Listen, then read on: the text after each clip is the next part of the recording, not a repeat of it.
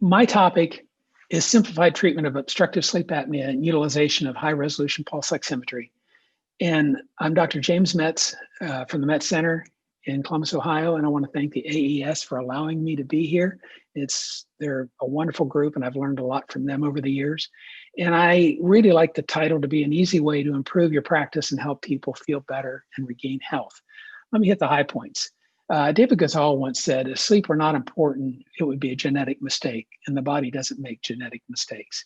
He has been a huge help, and in the regular presentation, I talk a lot about the paper that he was the last author for, and he was my mentor for. But there's 3 rapid insights for the talk. We need patient acceptance of the condition, simplified care, and evaluation of outcome. Now, why is that important? I use Judge Anthony Scalia as the reason. He's a very accomplished man, and he's passed away.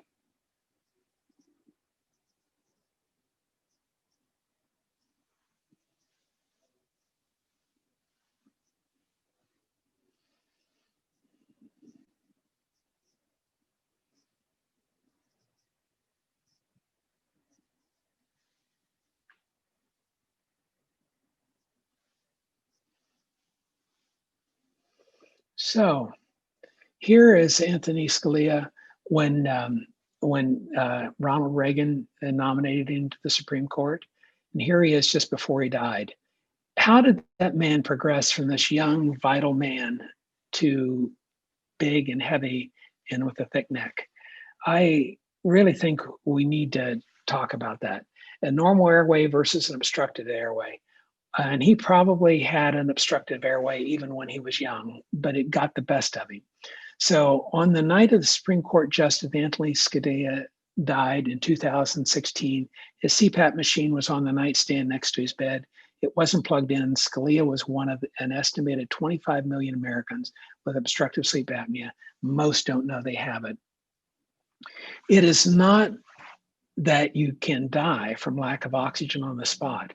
Restricted breathing pushes the body into fight-flight response, and I'll talk a lot about fight-flight in the complete talk.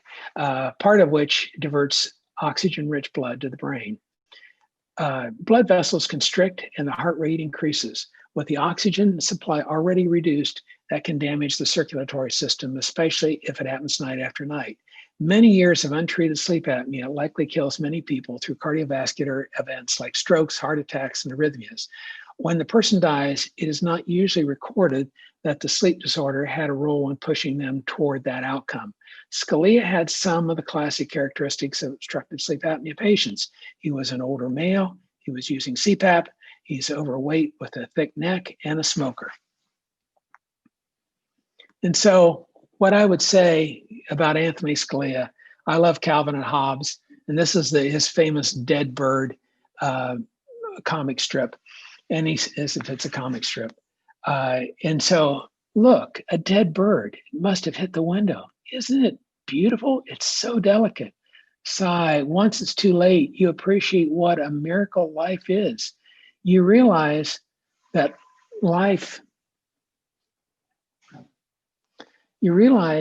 nature is ruthless and our existence is very fragile and temporary and precious. But to go on with your daily affairs, you can't really think about that, which is probably why everyone takes the world for granted and why we act so thoughtlessly. It's very confusing. I suppose it will all make sense when we grow up, no doubt. Well, I'm going to try and help you grow up into the area of obstructive sleep apnea and airway problems. So please watch the lecture. Thank you.